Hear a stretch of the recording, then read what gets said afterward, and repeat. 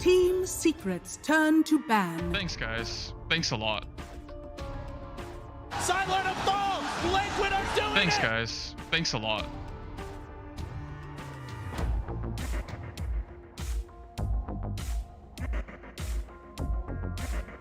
Ten seconds remaining. Team Liquid's turn to ban.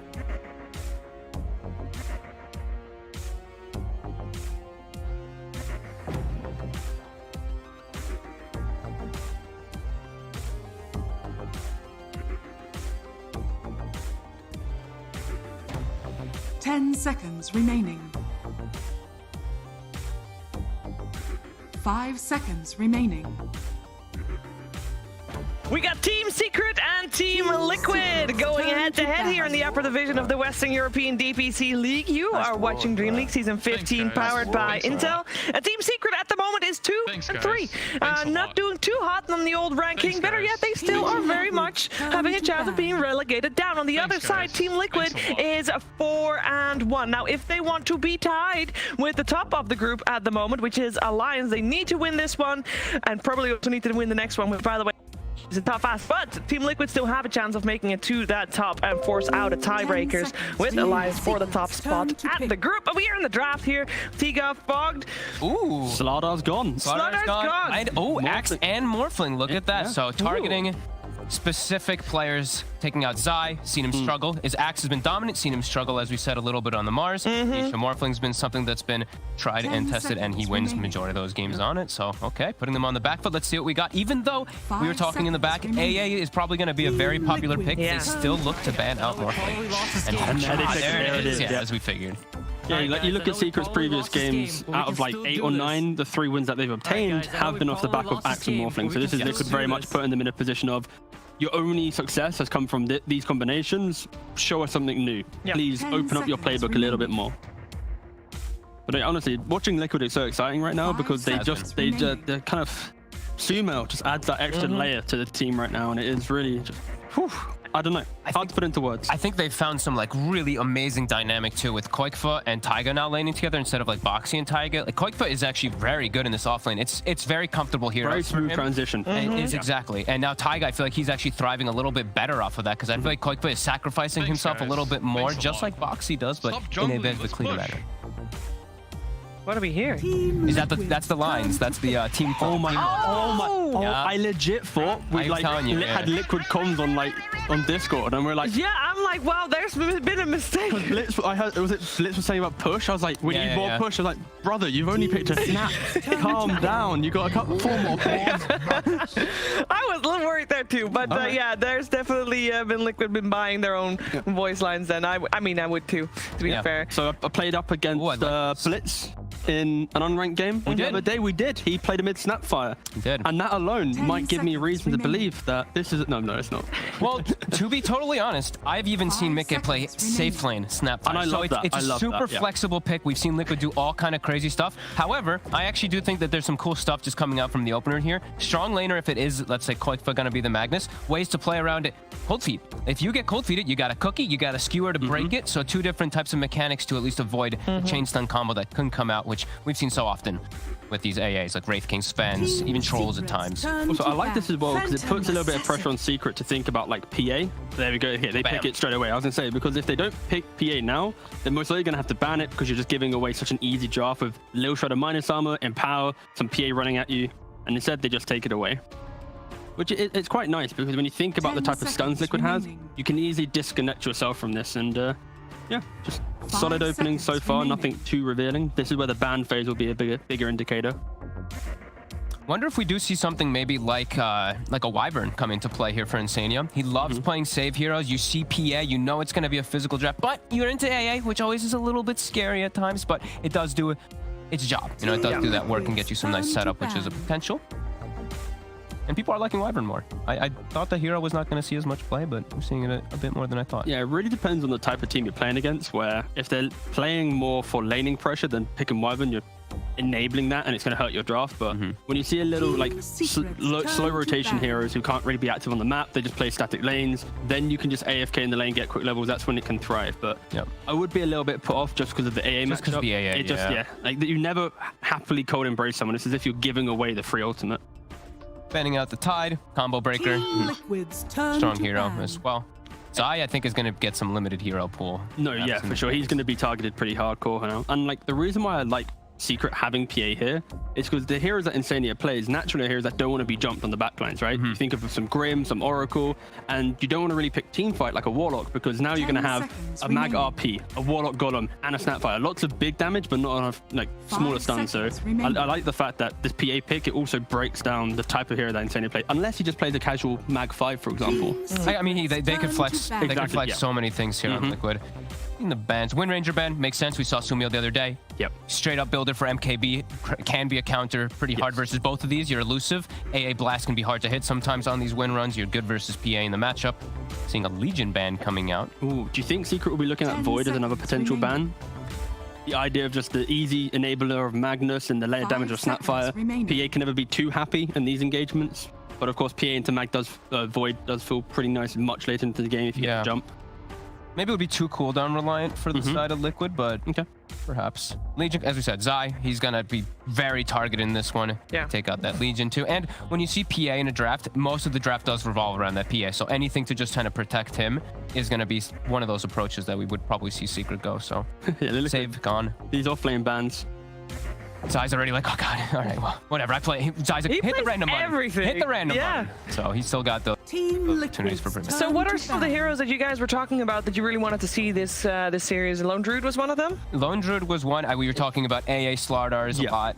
So those were taken. Lone Druid does fall off because of PA. I think when you play Lone Druid into PA, you always just feel like you're going to get blown up, and when you go high ground, you're just going to get jumped, and it's going to be a bit too hard. But Liquid, their bans, it makes me feel that maybe the Mag could just be some casual 5 because they're banning more independent offlanes that easily deal with enabled carries and physical damage, and Timber as well. So okay, yeah, that actually does make a lot of sense. Zai's gonna. Oh, they just go for Oracle. Okay, sure. Okay. Also, I guess the flip side to that is if they do Mag in a core role, if they go for a defensive 5, there's no rotation potential, so it's also just taken away the offlane is that forced rotation. So yeah, Liquid very much playing solid lanes, but not really wanting to move too quickly on the map. A farm game is what Liquid are looking for right now. And it can't just be that straight counter, of course, versus the AA. As we figured, Insania is going to look for one of those saves.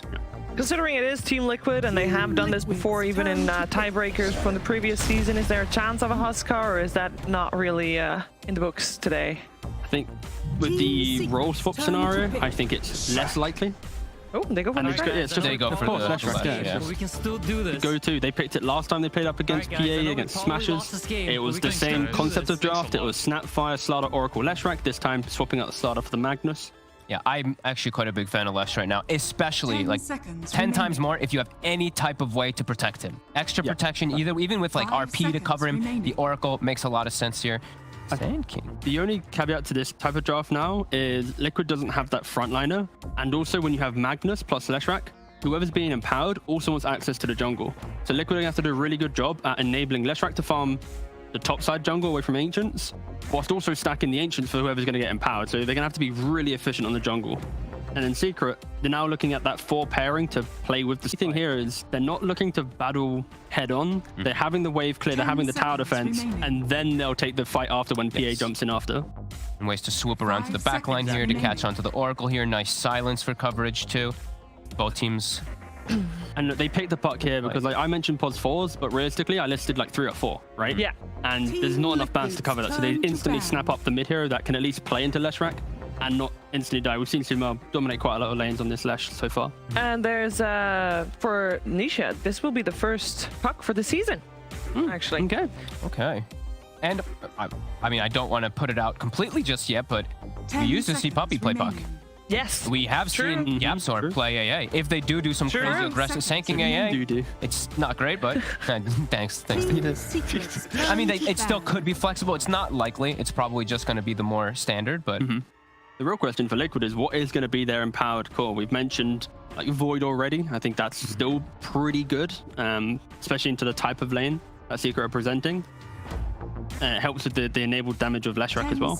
They could just go for something really safe like a Jug. Okay. 5 Yeah, true. seconds Right. remaining. In my mind, I'm thinking like It's not a good Void, core matchup, but Jug, true. Core matchup's kind of awkward, but the rest of the game it's really good. And then also they could just double down on passive nature and just go for like a Spectre. And No just be like, Jug. we're going to win the late game hardcore. they banned the Jug. I like the Jug just because like you can't get ganked. Like you Sure, see yeah. a puck get coiled, you spin TP out. You have like so many different ways to play around it. The lane, you actually can pose kill threat pretty nicely here too. Oh yeah, give Sand King, that's the key 10 thing, right? seconds It's, Shuts him you down. need to give Sand King a game, and Troll Jug are the more dominant cores. Yes. The carries that I just mentioned are less lane winners, so that would actually enable a Sand King. So yeah, these bans are very much tailored toward giving Yapzor and Zai some pressure in the lane. Do we like a Phases Void for Team Liquid still? I mean, in terms of what's still in the pool and what Mickey has been recently playing. I still don't mind it. We'll see what pick Secret go for. It's Willow 10 or seconds remaining. Rubik is the 4s, unless they're doing some roll swap shenanigans, and this is 5 seconds a bit of remaining. flexibility here. I like these two bans, the Nyx and the Mirana. Mirana, even though you're into Oracle, your Oracle has to commit.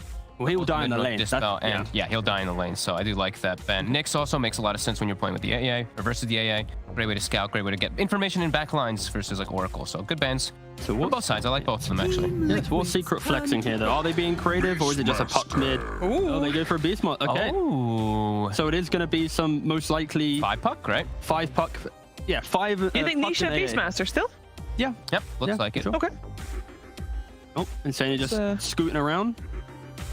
Beep, beep, 10 need to pick my hero. seconds remaining. And what's left? They need And most Mickey. likely, yeah, they're carrying. 5 I've not seen a seconds Beastmaster remaining. since the nerf. But yeah, I Definitely not seeing a whole bunch of them. Not in the mid lane for sure. No, when the nerf- and into dispels too. You're Yeah. into Oracle, who can dispel the buff, That's very debuff. You true, also yeah. just pop a Fate's Edict onto somebody, Yep. protect versus Axis too. So, bit of an interesting choice coming out from Secret. but it gives them that grouping, like when they play their laning phase, PA with one active item, Sand King Blink, and then the Beastmaster Ags, they'll instantly get an Aegis for the PA. It takes around 30 seconds now compared to the 20 before the nerf. True. And that'll give PA enough time to run into what Liquid have. They don't have cheap stuns. They can't lock down this PA. And if she has Thanks, an Aegis, guys. it's going to be a big threat. Thanks a So I lot. like the idea of Beastmaster just for giving Stop that jungling, Aegis let's push. potential. And they do have ways let's to push, yeah. Stop and they do have jungling, ways to at let's least get push. onto Oracle. Like Puck's job is Stop going to have to be just to be jungling, let's disrupt push. this Oracle, because otherwise, Beastmaster Roar, that's one that you feel very good about just false promising right on Exactly, top yeah. of. So I'm a little bit skeptical on this Beast pick. I got to be honest. I feel Question. like you could suffer in lane. The voice lines, are those going out to the... And they do just go for Void. Yeah. Are they go out to the enemy team as well, or is it all chat? Or is it All chat. So basically, Oh, okay. all, yeah, for a fine price of nearly 20 quid, you get all chat for like a couple weeks. Okay, I was just Oh. curious, considering it was pretty funny hearing. Let's just constantly say let's push, or whatever. Yeah, I think teams could have been a little bit better with their all chats and knowing that their team has access to it. But yeah, as expected, the Liquid does eventually go for the Void. Look at Secret, who's playing what? They're just Yeah. doing it a little bit more standard. Nisha is going to play Puck. Zai's Wow. actually going to play Okay. Beastmaster. Sure. So they're going to play like the normal, I guess, roles. And Yapzor playing Sanking. This lane looks weak though. Which is Beastmaster interesting. Sanking. Beastmaster is technically the old age counter to the Void. It is. In terms of laning phase. Of course, not buying Necro might offset that slightly and give Void some better presence. But if you just go for a Dominator, still will have the same impact. But yeah, I like the skirmishing, the fight from Secret. But yeah, Liquid just double down and say we will be able to win this late game. Yeah. I quite like what Liquid's got going for them. They've looked really comfortable with them. They can fight around towers with this Void plus this Snapfire early on. They can still look to take fights in that early time of the game. And What's up, T? I want to see the upgraded Dominator. It's very expensive. It is very But like, expensive. why not? But Why you gotta not? get the money. Why not? Is it might make you lose. I done it before. That's true. If the game's When going they were well, crushing it, yeah. if they're exactly. losing the game, don't grief. But if the game's going well, get a cheeky Golem in the mix. Why Quick not? question: Puck Fair. versus Lesh. Who's supposed to win? You guys were mentioning the mid lane. Trade a farm. Trade a farm. Trade a farm. Okay, that's not that exciting, but the game itself will they be excited, extra exciting by our commentary duo of Cap and Kyle. You're too kind, Sheever. We'll try our best anyway. But yeah, this is going to be the first real test for Liquid with the new Sumail lineup, right? They've managed to face up against Brame, Hellbear Smashers, Tundra, all teams that are expected to be bottom 4. But now they're facing up against Team Secret, who are supposed to be, anyway, the top dogs of the group. Not actually the reality for this season, though, Kyle. Indeed, they're actually still part of that bottom 4, at least as the standings appear now. They certainly are. And the scuffed spray coming out, Arteezy's beautiful face. This is the first time I've seen him Thanks a lot. streaming Thanks, in a while. Thanks, guys. Thanks a lot. If you're watching, please feel free. Thanks, guys. Yeah, so Thanks a lot. just for everybody knows, yeah, if you could tell right there, Secret are supporting evil geniuses. Stop jungling, As let's push. I have no doubt that Zai was probably leading that charge as, yes, they were spamming that one earlier. Stop jungling, let's push. And then Insania was spamming his own line, which is, I know we probably lost, but let's try anyway. That's a great life motto. We're going to see this all day, probably all week, all year perhaps, depends on how long these last. But yeah, to set the stage, you know, Liquid, they're in a scenario they can still come out first of this group and put themselves in a great place to qualify, but they would need to beat Secret, beat OG, and then win a tiebreaker against Alliance. So must win. In Secret, they're just trying to get to the major. They're qualified to TI, but would probably like to spare themselves the embarrassment of possibly being relegated, which is in the cards if they were to lose here today. Can you imagine such an insane scenario? We're going to TI, but we're also a lower division team. See you after TI. What would happen? You know, you win TI. Does that help you? Is there a provision that you get upgraded, or would you just go, that would be common sense, but at the same time, I mean, rules are rules. Rules are rules, Cap. Rules are rules. Nice D-ward there by Secret. Of course, you saw the nice ward bro being spammed by Liquid as they too get D-warded. All right, so our top lane matchup, the Secret did do a bit of a swerve. They picked up the Sand King. They're like, here's our offlaner, here's our offlaner. Boom, it's a 4-position. We're actually at Beastmaster instead. Do you like this? Do you think that swerve is actually going to be good for Secret? I mean, I love Beastmaster. I think it's underpicked. Yes, we removed Necro. Yes, the Ags was nerfed, but the hero itself got a ton of buffs. Look at that base damage with the Bracer, 68 damage. You are one of the only offlaners that is actually like more base damage than a Void. That's insanity. They are gonna initiate on him. It is pretty crazy. Yeah, the hero just lanes super well. I think the HOD, the Vlads, the Solar Crest, all these items are still built quite nicely. It's just a question of how well can you do in lane. I think Fogged was correct. You should have a little bit of concern. A Sandstorm level 1 Sand King, not exactly the ideal laning partner as a 4-position? Yeah, I was going to transition to that. You're talking about how Beastmaster's so good. His stats are great. Look at his damage. It's amazing. But Sand King as a 4-position is the downside, right? That is not a good laning support for you at all. And it is beginning to cost Zai a bit as he is constantly being forced away from the creep wave. Yeah, bottom lane as well. Secret should have an edge. Just the AIPA spam is quite tough to deal with, although I expect Koifa's wand will certainly pay dividends. He's really disciplined about that. All the Liquid guys are. If it's a lane that's good for a stick, almost all of them are going to pick one up. In fact, Taiga even started the game with one. My concern in the top lane is when you think about Beastmaster dominating lanes, it was with a more aggressive partner, you know, like the Dazzle Beastmaster of old. Sand King, this isn't really what you're looking to have him, your partner, do. You want to be trading hits against this Void. Beastmaster can't do it by himself. But I guess he can at least kind of poke Insania. And if it's going okay now, it should get better as time goes on, right? Like Sand King, the problem with Sand King as a support is he just sucks level 1. But you get him to level 3, level 5, and his power spikes start helping win the lane a little bit. What about our mid lane matchup? This is going to be a fun one. That's the one I've been watching. Nisha versus Sumail. Puck versus Leshrac. Yeah, it's again, we've seen this a few times. Puck has a tough time manning up on runes because if you get caught in Edict range with no orb, you just feed. You have such limited base armor, but you have more base damage and you have a much more effective time hitting your opponent with your nuke. And 10 damage in the mid lane is a pretty significant add. And you also obviously can juke the auto attack. Lesh stun is pretty easy to dodge as well with the phase shift. So expect Nisha to pull ahead. But then Sumail should have an easier time accelerating, farming stacks, pushing the lane later on. And it's a bit like a DK is Sumail. Yeah. In a bit low. It's a bit like the DK versus Puck matchup, right? Puck wants to be able to rotate anywhere. He's going to find that his tower may die very quickly. So that is going to be something that Secret are going to have to solve. Just got to be careful. Yeah, you can see you're forced to spend more mana than you may like just because Puck is always hitting you with the Q. You have a hard time doing the same. Our first blood still open in the air here, trying to go for the skewer back. Does manage to get him. Taiga very low, so he's unable to assist that attempted kill onto Puppey. He'll take last hits while Koifa is away. How do you feel Koifa has transitioned to back to the off lane? Oh, very well. I love what he's been doing. I think his hero pool is still a bit limited. We haven't really seen him play much outside of maybe Slardar and Mag, but I do like the way he's adjusted. Even if you look at his skill build, 2 points in Q, that was changed in that last patch. Empower got a slight nerf, or a buff rather, but more importantly, the Shockwave had a mana cost reduction, so super valuable, especially when you rush this stick against 2 heroes that are always spamming spells. Too bad. Taiga, if he had gone for that suicide in the tower 5 seconds later, then he would have found a courier kill to go with it. But as it is, he just wants to be able to reset, come back in the lane, ferry a bunch of regen for Koifa. Is kind of needing it due to, as you said, all the spam of the daggers from the PA. Top lane still going at it. But now the boar is getting tough to be able to nuke down, and Mickey is having a harder and harder time being able to push Zai out of lane. Zai also going for the stats build, you know, double bracer. I'm curious to see how he's going to itemize up here.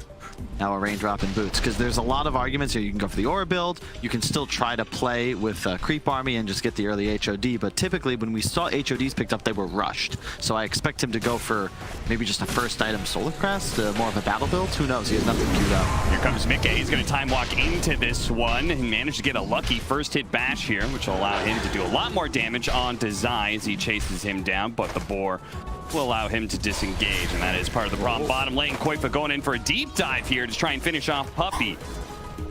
Wow, he even has the 2 points in Skewer. I don't know if that was intentional or not. Typically, you'll see Empower skilled up earlier just because at a point he'll be moving around Mickey and giving him that free Battle Fury, but more of the laning pressure build. Dire's top tower. I was tripping out for a moment there. I was like, wait, when did we get a kill? Yeah. It was just a suicide earlier. That first blood is still available, and they're going to go for it on the side of Liquid. A 2-man Shockwave Skewer combination, and Puppey is going to be left behind, while Matumba Man is able to use his mobility, jump away to safety. First blood going to Taiga. So you're saying, how is he adjusting? Well, what was that, a 2-person Shockwave and just Skewer back combo? You're typically going to find it challenging to do that onto just one target. But both mid laners like to watch this. Sumail, you know, we remove luck from the first couple of runes, but 6 minutes he grabs an arcane rune. That's money in the bank right there. And now he's top net worth because of his ability to then farm out the jungle with ease. Did he have stacks available, or was that just... I believe there was a double on the hard camp by Ancient Stack. I could be incorrect. Yeah, that would do it. Sumail stacking for himself there. So if I had to guess, probably stack the easy camp once and then stack the hard camp when he made that rotation over. This is nice. Yapsor, you see him, he's finding the stacks that were placed up top. Nice. There is a ward. Defensive ward place because they wanted to protect Mickey over and everything. They really want to punish Yapsor for this, and they're going to go for it. He's going to be stuck here, taking a lot of damage, but does have the Burrow Strike onto 2, going the other direction, away from Mickey, but is too slow to be able to stay ahead of them. Should be dying here. Insania gets the kill. It's remarkable that they actually, it's not many times you'd see a carry be willing to leave his lane to protect that stack like he did. Yeah, but I mean, that's the Liquid style, especially now with Sumail in the mid lane, playing around his Leshrac, especially in this game as more of the carry. I love Sumail's itemization. He grabbed an early cloak. Expect that to become an Eternal Shroud at a point. I've been talking with T-Gov about this. You don't get the spell amplification stack if you were to say go Bloodstone, an extra Shroud, but the lifesteal from spells does stack. Taking advantage of the death, Yapsor gonna make a Sandstorm Burrow Strike play, but he's taking too much damage. They did not estimate their damage correctly as Sumail was able to tank through it in part because the 15%. 15% bonus magic resistance cap. Pretty crazy. Now Matumba Man's in a bit of trouble here. They're going to give him the cookie. Pops right on over. He's got a dagger, and I thought maybe he would go for the kill on the Taiga, but instead Matumba Man trying to value his own life and his own escape out of here, but there's not a ton of places he can run to here. The Shockwave's going to catch up to him. It's going to take a long time for Liquid to chase him down, but Insania's looking to be able to cut him off, and Taiga's there with the cookie, so eventually they find the kill. Yeah, really nice job from Liquid so far. Just playing fast around the map. We just see the supports consistently finding space. This is the trouble, again, with the Sand King as a hero. You sort of fill the same role in a game as a Tusk, as an Earth Spirit, but you don't really roam the Sandstorm's nice for pushing lanes, but you can't do that against heroes like Leshrac. Yeah. And it's just underwhelming as a hero concept. And now he might be dead. So one of the most valuable things is being able to protect your towers with Sandstorm, but he just cannot do this underleveled against Leshrac, who's very strong. But man rotating like that, but it does leave Puppey alone, trying to get solo experience, trying to get to his level 6. But is instead found and killed. 2-7, Liquid off to a decent start. Obviously, numbers are very high for them, but just a 1K gold lead for now. What do you think is the difference between Secret this season and last season? Oh, I thought they might go for that there. I mean, perhaps a little bit is complacency. We even heard in the interview, Yaps were saying how he's very serious, but of course, Zai was, you know, just... he was, I don't know what he's doing in quarantine, to be honest, but apparently he'd been playing too much backgammon and didn't focus enough on his Dota studies. They are pretty much qualified for TI, so not as much pressure, maybe draft experimenting, or perhaps just the other teams got their asses in gear because, you know, it's put up or shut up time now in the DPC. Do you feel like the new patch hurt Secret in any specific way, or is it just a general change is going to hurt a team that was super dominant before? A bit of both. I also think all the competition got better, right? We've discussed, I feel like this Liquid lineup is certainly playing better than the last seasons. Yeah. Miracle. Alliance looks top-notch again, like they did last season. Miracle back to mid for Nigma, I think, is also definitely impactful. True. OG, you know, started trying again. Good to see. About to hand it back into Page. They're going to go for the kill on Mickey here, and they certainly have enough disables to kill him. It's 4 different heroes to the top lane. The 5th one is Puppey sitting mid, but he just cannot stay in lane for long, constantly being hunted down. I love this Eternal Shroud item. I'm surprised we've seen it. We haven't seen it in so long on a Leshrac, on a hero like Death Prophet, because it removes the negative mana effects from popping a hood. Yeah. You get the increased survivability, but you actually get more mana back if you get the full spell absorption, which is quite easy when you look at the raw amount of magical power on Team Secret. You can't turn it off, and if you're going to kill Lesh, it's going to be through magic damage. So it's a way to increase your damage output in fights, but dramatically increase your survivability as well, which is something I'm always a fan of. It feels a little antithetical to how you want to deal with a Leshrac. He shows up, he's just raw damage. You want to focus that guy down, but if you do that, you're actually giving him mana. Indeed. More power to be able to keep his nukes going. And Leshrac is a hero that if he is able to run in, that is when the hero is effective. They also have, of course, an Oracle, so the more resistance, there's this age-old discussion about what's better, just raw HP versus resistance in the form of physical or magical. Whenever the more EHP, the more HP you have through healing, through sustain, the better resistance becomes. So it's even more valid here because you have an Oracle that's going to represent so much healing behind you. And it's beginning to show its effect here with Liquid building a bit more of a net worth lead, but it takes the mana cost on activating the hood down to just 60, but you can get restored 400, which is the block that would then be absorbed. So it actually turns his mana pool into close to 1300. Now, one problem Liquid may have is, well, they won't have a problem killing Yapzor. It's looking like he's just nuked down. I was going to say the Beastmaster. Beastmaster did take his tower, is beginning to assert some control over this side of the map, and may even be able to find a pickoff, but Koifa... Spidey senses. Yeah, wise to a potential gank here. Managed to get away from the Ice Blast and the Primal War combination.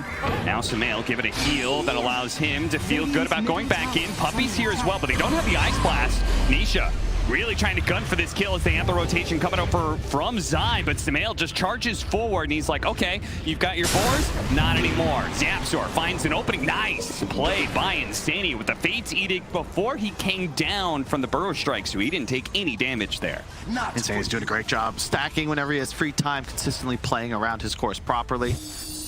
And Liquid have adjusted quite nicely into this 3 Protect 2 style. Sumail and Mickey all farm happy. Koifa is pretty content. He's got his Blink Dagger Arcanes. He's ready to either make moves or become an Empower bot. Meanwhile, Secret, kind of in this 3-core style, the PA needs some more time to come online. Also going for a slower build. Has to buy the Battle Fury. He doesn't get built in Empower. Nice RP. straight up RP. They also had the Fortune's End to be able to lock Nisha in place a little bit longer, but it wasn't quite what Koifo was hoping for because he didn't get the skewer. May not matter though. Time dilation, and Puck's not going anywhere. Yeah, they brought plenty of heroes, but not the greatest synergy there. They didn't have the skewer. Not quite sure. They just messed up a little bit there. I think that was a Fortune's End pre-channeled on the mag that then didn't land, so. Oh, trying to catch up to him to get the lightning slow, to get the follow-up, but not quite there. You can see Liquid's have an understanding.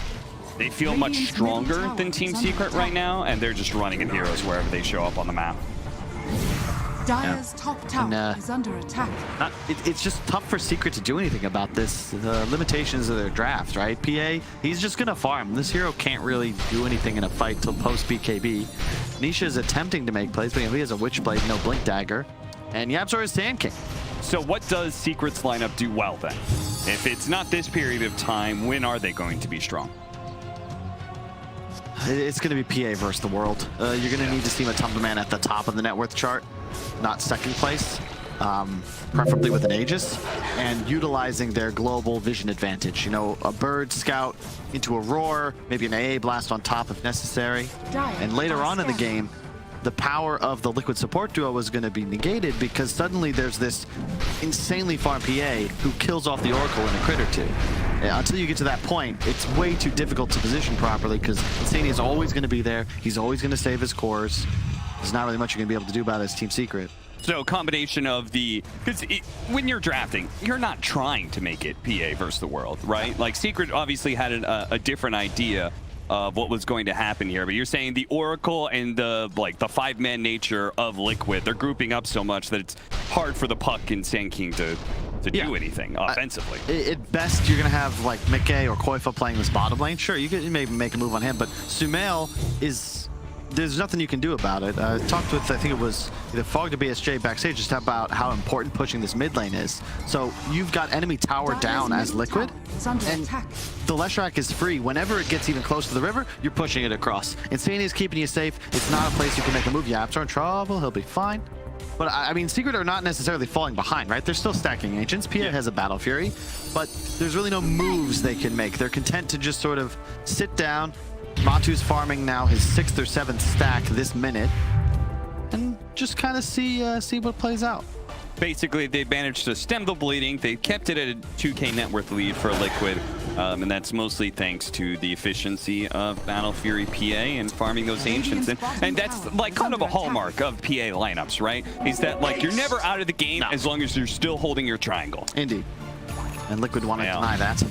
He's with the haste rune, finding an opportunity, does manage to get the silence, and they're going to quickly take out the Primal Roar, but now there's the coil there as well, and that'll hold Sumail in place long enough for them to be able to retreat. Now an Ice Blast is going to nick Insania here, and Matumba Man is hoping to throw one more dagger to catch him. Maybe the Puck. Nisha didn't want to jump for it. Maybe it's for the best. He didn't have his Blink Dagger just yet. You can see how the draft can work, though, for Secret. They had a vision advantage there. They had the high ground. Sure, you trade Roar for Insania's ultimate, but then the coil for control. And then later, with the bird vision, it's going to be really easy for them to poke and prod. They've got very low CDs on the Puck Sand King. AA can throw out a blast. PA, of course, with dagger and jump spam.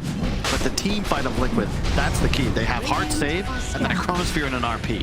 But it's about playing around those cooldowns as Secret and potentially even using buybacks if it's necessary to turn a fight. Well, a team fight that may just be good enough for Secret to take is one around the Roshan pit. The nice Ice Blast like that. It is dwindling, though. Nisha's just kind of poking at. YapzOr going to go for the kill, though. Mickey is going to survive ever so barely. Meanwhile, we've got Zai, who's going to be run down by Sumail. Doesn't have an out here. YapzOr is being nailed by Taiga. Shot after shot. A Chronosphere catching Matumba Man and saving Taiga's life for the time being. With a follow-up stun from Sumail, they'll chain lock him to death. And Nisha couldn't even get in there to finish off Taiga or any of the other low heroes. They're going to still have their RP. They blow that on Nisha to ensure the 4th kill and a Roshan. Wow, I mean, credit to Mickey. And again, just the way the Liquid's itemization is working out. He had a Sange there, otherwise he dies. He went for the more defensive style. Because you can see, he's going to get jumped. A lot of damage comes out. The full epi from Yapster. Watch Insania. He's not even looking at his Void. He's trying to help Sumail. And Mickey leaps away with under 150 HP. If he dies there, totally different fight. The Chronosphere secured the PA kill, and then Puck, of course, chased down at the end. But all comes down to they can't kill this Void, sitting at over 2,000 HP on Strength Treads, which, of course, was what he had toggled when he got jumped. And that entire, like, that so fits Mickey's playstyle, right? Because he doesn't do that thing where he's off AFK farming without the rest of his team. He's always seeming to join them. So him going a very stat-focused build does allow him a little bit more leeway in that regard. 300 health talent there included. Now, as a reward, he's got himself a secondary life in Aegis and a 5,000 net worth. It's the whole team with this concept, right? Insania, sure, he doesn't have any real HP items, but check out the mag. He's going pipe right after Blink. We already talked about the Shroud on Sumail. Taiga sitting on a fluffy hat. Snapfire has way more strength gain than I realized. Of course, it is primary, but nearly 2,000 HP in a Solar Crest, so... Yeah. Fluffy hat helping it a little bit there as well. Yeah, Secret just aren't really in a position to take team fights with Chronosphere and RP active. You can even see there, Liquid, so long as they have their heroes alive, both of those spells represent kills on cores. It's like they're using, Ice Blast. It's going to come in. They're going to finish off Koifa. Using 3 heroes to do so, but Mickey is not a target they can go for. They just need to try and get out if they can. Yaps are being spotted by the blobs of fire. Look at him. He's changing the Mortimer's Kisses over to where he thinks Nisha is because he knows Yapster's already dead. Taiga's so sick with those kisses. He really is. He spots out Nisha. Man, is a problem on Sumail is still trying to catch him here. Is that a haste rune? It is. Another one. Found another big power rune. He's going to use it to try and chase down. No. Yeah, but that sequence was a lot better for Secret. Sure, they trade bottom, but that whole time, they're farming PA mid. The Beastmaster was top, now shoving a lane, also dragging this one away. Cute play. Yeah, free damage. And this is how you want to play this if you're Secret. You got to split the map. Team fighting into Liquid right now with their cooldowns and Aegis, it's just not possible. Dire structures are And, like we talk about all these early game items they're going for. They're heavily focusing on the magic damage aspect of Team Secret. It does mean that if they don't continue this ball rolling, eventually the PA is going to come in and start taking over the game, right? Yeah. They gotta stay ahead. I mean, at a point, you have a Void. Right? You're not exactly gonna fall off, but yeah, I think is always a little spooky. Oh, nice TP. Smooth move there from Liquid is they take that bottom tier 2 tower, but also use it to subtly move. They left Sumail behind, though, and Sumail actually getting caught gets away a dominating kill streak. Looks like they interrupted his TP on the way out. Got a little greedy there, trying to both push and then get out. He does take the tier 2, so the outpost will be available. Surprised that really both players died there because Zai also had a bird above tower top. Not sure how Koifa was able to sneak in and get the RP. But Sumail certainly should not die there. It makes that move top not even worth it. You can see them reflected in the net worth. Only a 3,000 gold lead now for Liquid. More importantly, check the top. Matumba Man, first time in the game, I believe, is now #1. Once you get to BKB, One horn will do the damage of two. that'll be real dangerous. There goes a lot of the damage of Liquid. And we've discussed the itemization. It's all magical focused because they weren't counting on PA being a problem. Cookie lands on a Yapshore, but Taiga is already dead. They're going to skewer on out before the Ice Blast could land, but here comes the reinforcements. Mickey and Sumail going for different targets here. Mickey really wanting the kill on the Phantom Assassin, throws down the corners here for it. Koifa on a sliver of HP, while Mickey trying to focus on Matumba Man, but he's got to go back. He's got to help out Sumail, who's currently caught by Yapshore with the epicenter. They throw out the ultimate. Insania is going to be able to give him that false promise to keep him alive, but Sumail, they're struggling to be able to stay on top of Team Secret. They're being kited around here constantly. The Cold Feet's going to be able to lash Sumail down. Now they can try and focus him down with the stun burrow strike and the Matumba Man damage. They are looking to be able to wipe Liquid here as Mickey's going to go for a high grab. TP out, just doesn't get it off in time. The Primal Roar, and now there's going to be a burrow strike. Mickey very likely to die here a second time. Oop, gets popped down to low ground, but it doesn't matter.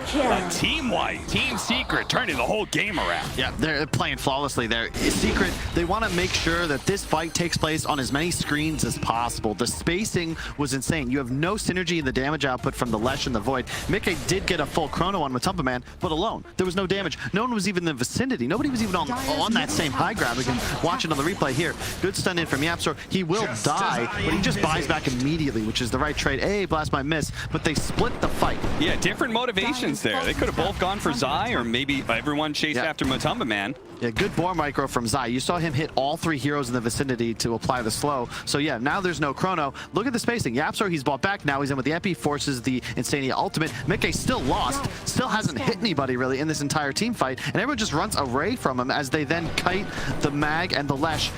Nisha, he's going out of mana. He's used so many spells in this fight. Roar not even used yet, and Yapzor got, I believe, 3 or 4 stuns, of course, including the need of a buyback. But either way, that's how you want to play it if you're Team Secret. Liquid, you gotta have more coordination. You cannot afford to be caught on different targets. A rare smile from Puppy, as he knows they totally just worked Liquid in that last team fight. And now we're beginning to speed up that timeline that we were talking about, Kyle, where now, hey, Matumba Man's gonna have BKB.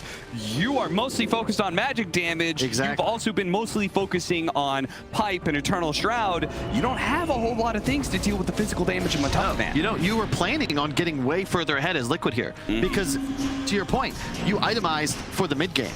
You did not do anything to deal with PA. Mickey is a full item away from an MKB. You have no plus armor on your other 2 cores, any of your cores really.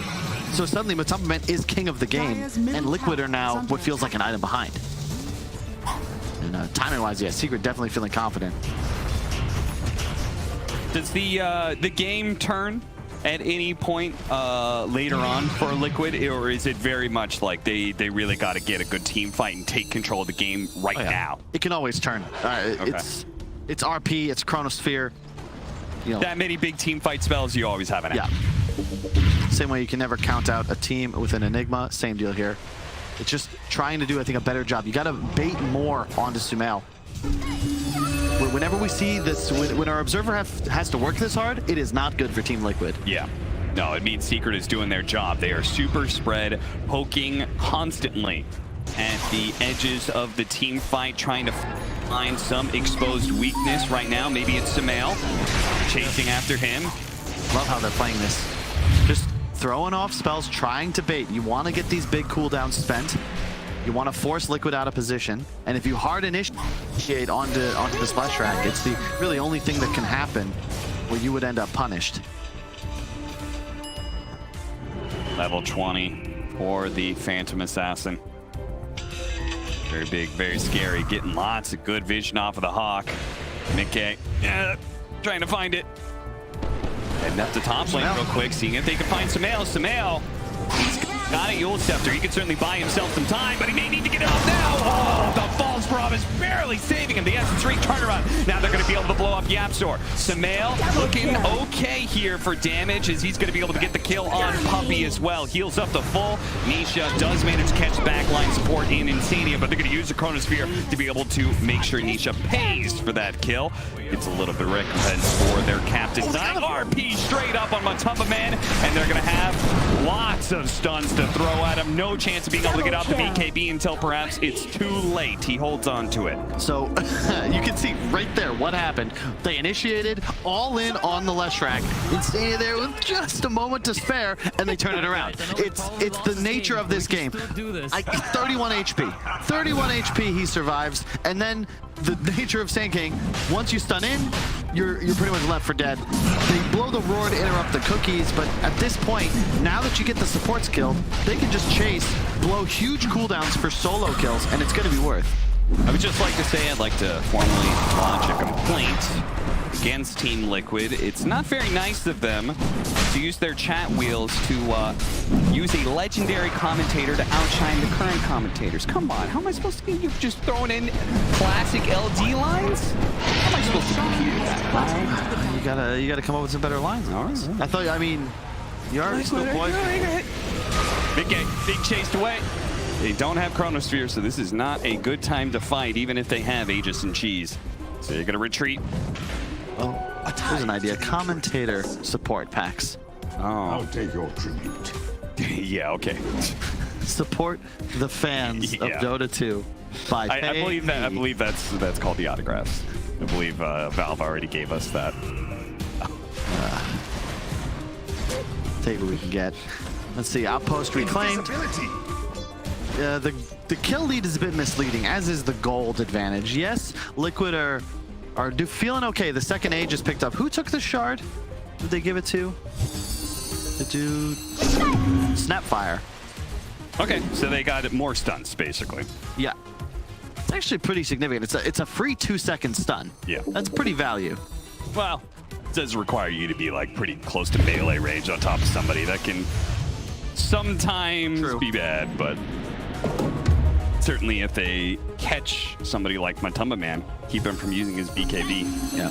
Be massive. You can see the win percentage going up and down and up and down. I actually want to state, I don't think Secret should ever be going for it. Force Staff getting him away. Taiga and his choice of items may have just bailed him out there. And Mickey, almost ready to go with the Chronosphere, is willing to take the fight now. Is under attack. Oh, Taiga still going to be found on the tail edges of the fight. Nisha assassinates him. Radiant's Okay, middle well, tower. are they going to find Matumba? Yes, they are. All right. Skewer back. They have the stun. Oh, they missed it. Samael, he was barely off the mark, and now the BKB going off from Matumba Man. He doesn't have any of his team, though.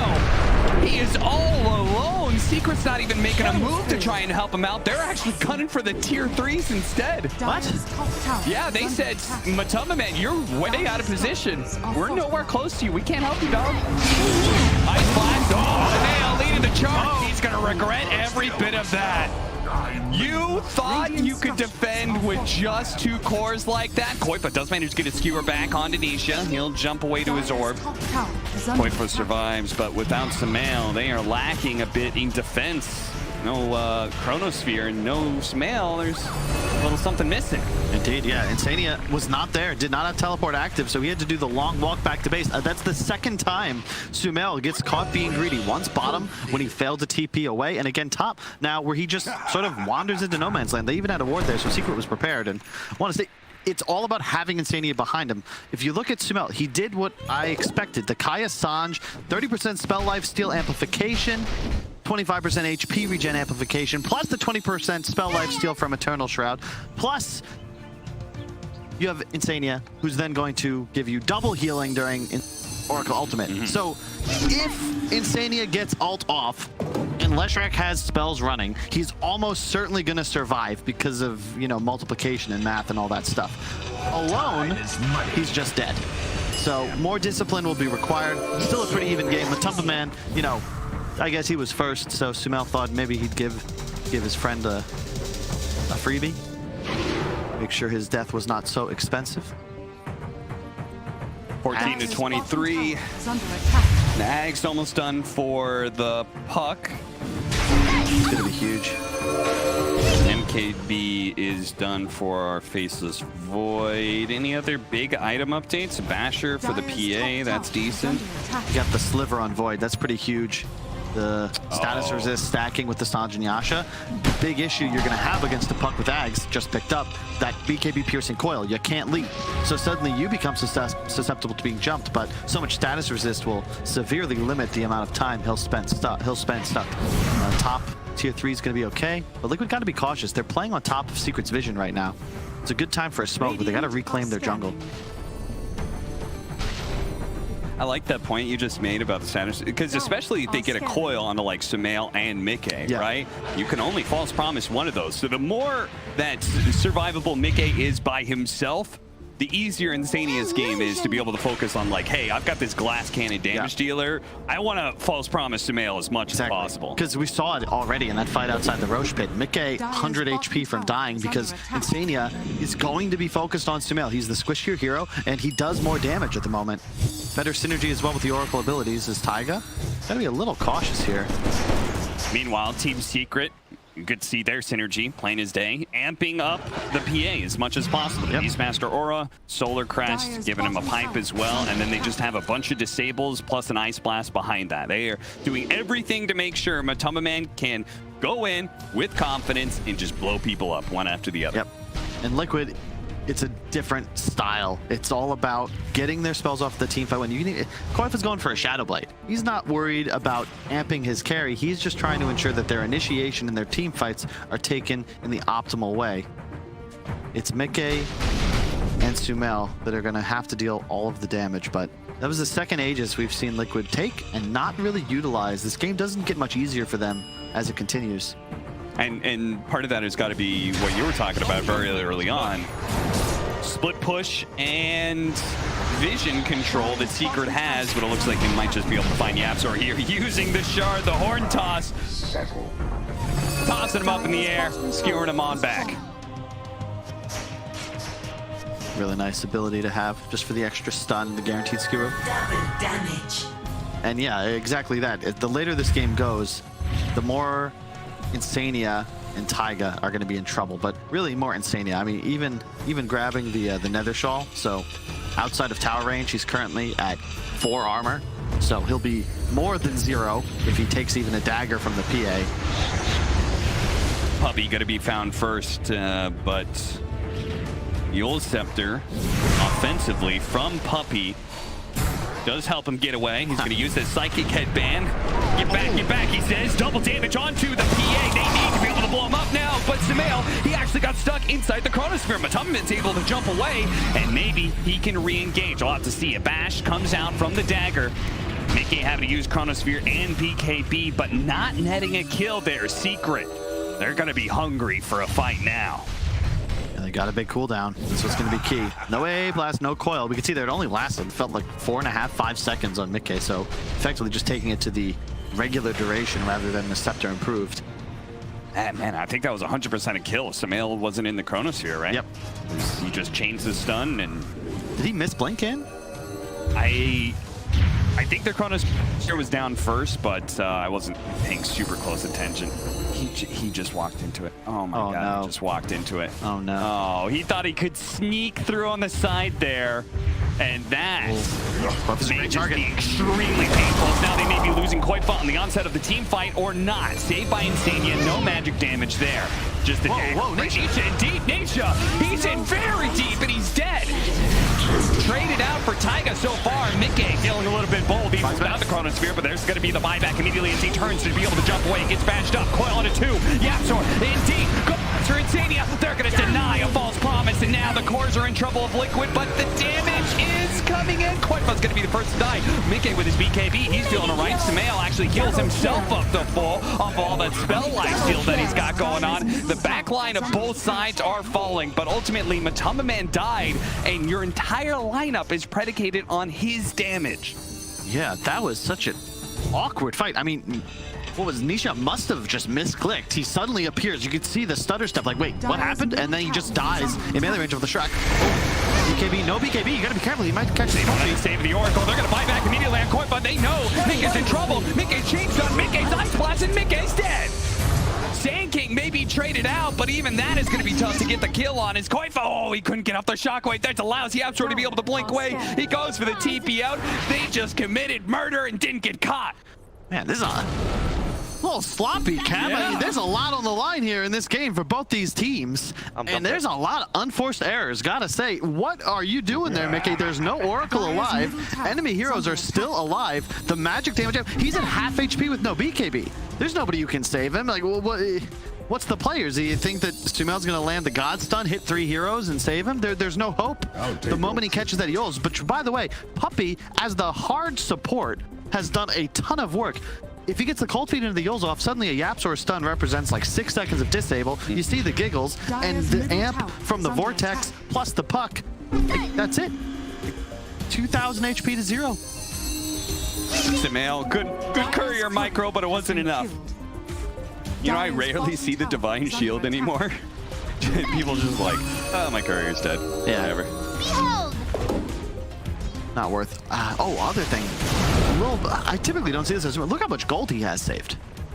You don't typically see 5,000 plus held on Sumail, and the sheep stick will be a huge item. A ton saved up on Mickey as well. So that gold lead for Secret, it's 2,000, but really it's more like 10 just because of how much Liquid has in the bank right now. They want to make sure they finish those items for a team fight. I'm surprised Sumail didn't buy a piece of the components, unless, do you think he wanted to hide the scythe? I mean, it's not going to be hidden. He just flew under vision, so. I'm sure. I love the pickup. I'm not sure if the goal was subterfuge or not. This is a real fast. Look at that, botting onto the Hawk here to make sure they're all together before the Roshan does die. Now, look at this PA. He's got an Aegis, he's got Satanic, he's gonna have the Aghanim Scepter as well. If he gets level 25, this is like a monstrous power spike that is a huge difference between the last team fight Liquid took against them. Yeah, the Ags, remember, it turns you into Katarina. You immediately refresh all spells on a kill. It is nuts. It means if he's able to pick off Insania, he can go straight for a core immediately after. You gotta be careful. The added time that you're invisible or whatever, I don't know what state you want to call that, but like that is also very deadly when you do so much time. That's true. Because even just to have a second is like, oh, hey, the 2 crits, you're dead. Taiga opens with the chain stun combo onto Matamba Man. Matamba Man getting RP'd as well. They need a little bit more, and they've got him. That's going to be the Aegis. It cost them a lot, but now they can go for the Chronosphere left side. He interrupts it. Managed to get the Primal Roar before the Chrono, but it's going to be saved by the False Promise. It is even better Chrono than it was before. The BKB is out from Matamba Man, and it's buying him a little bit of time, and he goes for the execution onto Sumail. Jumps onto him, barely. Just a little bit of HP. He need a little bit more, but the stuns are raining in. The BKB is out. Nisha goes for the kill instead, but the Oracle, he saved Sumail's life, kept him alive, traded his life for his cores. Matamba Man gets caught in a crazy opening from Taiga. And now they're going to look for a few more kills if possible. A little slowed down here, but they do have the Blink Dagger from Taiga. Eventually they'll catch up. Eventually they'll kill Puppey here. And I'm thinking Zai might want to leave, but he's actually going to turn and fight potentially. Primal Roar goes out. Nisha, he's coming in from the side here. Neutral creep. Once again, they're trying to do all of this one without Matamba Man, and the Hex comes in clutch for Sumail. The Epicenter might just be enough to get the kill to quit. Every single time, Secret. They're so close, but now Zai's dead. He's going to join the rest of his team in the grave. That is going to be 5+ wiped off the map, and Liquid, it's their turn to turn this game right around. Kyle, what's happening? I have no idea. How the hell Taiga survive? He blinked onto the high ground, charge stunned PA to the face, cookied in, and just walked away. He survives the entire team fight. Meanwhile, Buyback's forced out on Secret side. They're not going to be able to defend at this point. Sumail's 25+, which means this pushes in front. Yeah, Ego thrown. You got Super Edict. You force all buybacks here. Do we have one? PA does not. They'll be up soon. Puck dead forever. Time to start checking out those axes. They do have the PA plus Ice Blast. That is very scary. So Liquid may just be content with forcing one buyback and saying, okay, let's just go for barracks now. The Primal Roar, Force Staff getting away. Cookie as well. Ice Blast is going to clip him, but it doesn't matter. They already undid the damage of Matamba Man. And Mickey, you could tell he's feeling very confident as he pushes forward. They're going to be able to clean up Zaya. Die back for him. All in onto Sumail. Almost gets him again, but a Yule Scepter. Sumail does end up dying, but it's a 2-man RP. Mickey starts going to work. Already bringing down with the nice chain stuff coming out from Taiga. The Cookie and the Shard is on point from this man. Liquid will take the first game against Team Secret. Oh my god, and credit to the man. We're staring at his stomach right now, but Liquid fans, be thankful that you were able to ride on his back, because Taiga somehow starts off a fight but really they have no business winning. You said Satanic, PA free Ags, 10k gold advantage of the Aegis, and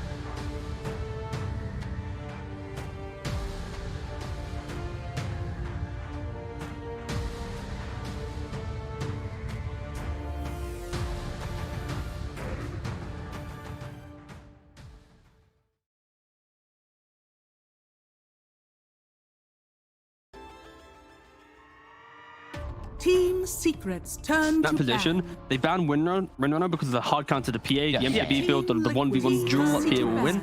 And then you think about that next ban, it's like, okay, we need to respect Insania here. He's not going to pick Warlock for the lockdown. He needs an enabling support, be it Oracle or Grim. So it was a 50-50. In the moment they ban one, suddenly they get hit by the other. And Suddenly, like, who would have known? what happens is that you ban Oracle, and now suddenly they have Grim, and they might pair it with like some Doom or some It would be more aggressive. Exactly. They would go for more of aggressive stuff. So for sure. And you know what? They're actually just gonna ban the AA. They're like, they did miss a couple of these ultimates, and they did leave that Oracle. So they change up the whole narrative. They take away the Snapfire. You know, that's super popular, super flexible. But now will Ench be? Ench is open. Yep. So. Yeah, they went for Snap for the first one though. 5 seconds remaining. Of course, don't want to give that to Ty Guy again. That looked way too good. Liquid's turn to pick. And Team Liquid, they will end up going for the Mag? Enchantress. Are they just going to be on the Mag train today? You think they'll do the Mag? Yeah, I think they might. Yep, there it they is. will. This is the thing about these teams. When you have so long to prepare for series, you come in going, we're playing against X team, and this will be the strategy that we beat them with, or like, it's like the concept. Yeah. And right now, Magnus is the concept they're using. I also feel like, and I've been talking with Brian a bunch about it too, and we've been talking back there, that Magnus feels 5 seconds pretty remaining. damn strong, honestly. Like, Shockwave just in lane is so threatening, so powerful. We saw some nice double skewers, nice action coming out. You're always a BKB disable that's coming from that off lane too, and you're always enabling your carry. You got Empower, so it's always going to be something excellent scaling into the late game. I like the approach. I just love how in every single patch, Magnus starts off not being picked. Man. It's either like, so when the patch comes out, this is what happens with Magnus. Oh, he's so broken, we can farm because no one knows what's good or bad. So you go for the guy that can farm. Yeah. And then people will find out what's good and they go, we don't want to farm anymore, we want to fight, no mag. And then people go to the tail end of a patch or when it's more discovered and go, wait a second, we can farm again. Yeah, it's, Farm and fight. Exactly. Yeah, it's like the beauty of Magnus. Every patch always the same. And wow, they're really just opening up with these carries this time around. And also now they're not going for PA, and this will cover if a PA does get left because he's got the war cry and stuff to be able to always. But they ban it and respect. And they ban it anyways. Who cares? Did they not have the exact same opener when they were playing up against Alliance in Game 3, Team Secret? They won that game with the Sven, right? No. One of the games I remember watching, they did win with the Sven, right? They won versus Tundra with the They Sven. won with the Tundra. Okay. But I like the Sven pick because my concern against and why Fold likes Magnus is because cores don't really want to buy Battle Fury anymore. They want to be active items, like we see Juggernauts going like SMY, maybe a Maelstrom, Ags, and same for pretty much all cores. It's about fighting.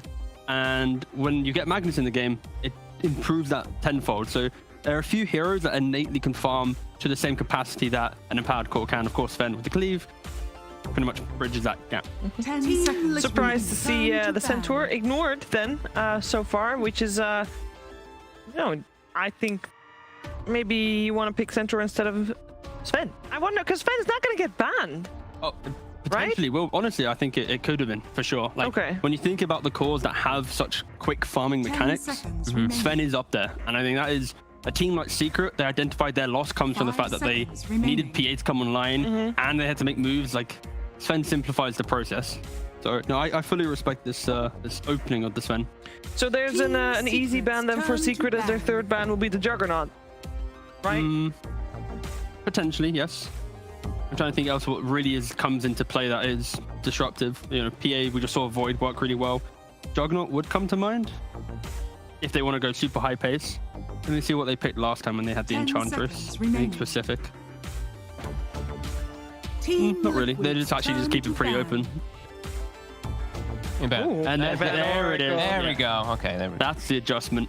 Yeah, I like that ban much better than we did see that when we did see that Grimstroke ban. Yeah. But Liquid's still going for the same type of style bans, the big counter initiators, right? They're banning out the Phoenix, they're banning out the Tidehunter, these two combo breakers. 10 seconds remaining. To me, though, this is like the beauty of a best of three with like tier 1 teams. It's how one team wins. Going into next game, they're not changing too much, just picking is what's given to them, and then the other team, they've kind of drastically changed up how they're approaching like certain bans, how they're picking new heroes in new phase, and potentially this could be why Liquid is unable to win game 2 is because they are a little bit more happy playing the same strat 2 times in a row. That's fair. And then game 3, that's when they really bring up. But it's interesting to see how one team, or Liquid specifically, they align themselves to what works until it's broken. One more ban from Liquid though. Yep. Counter initiation is the story of their bans thus far. Team Liquid's turn to pick. And they'll ban out the Centaur still. So still just That's nice. focusing on Zai quite a bit there. Surprise! So yeah, it's just now it's going to be more of aggressive kind of style. Yep. Sven can also suffer a bit versus, I mean, Soulbind is just an annoying ability in general, even when you get BKB, since Sven's big timing is that. I mean, this is just Liquid specialty. What do they pair up with the Grimstroke? Like, do they 10 pair up seconds anything remaining. in particular with that? Because with the Oracle, we know 5 Lesh is seconds coming. remaining. What do we know is coming with the Grim? Well, the main pairings are already somewhat removed. Somewhat, the PA ban is a key one. I guess Juggernaut's still available for that style of play.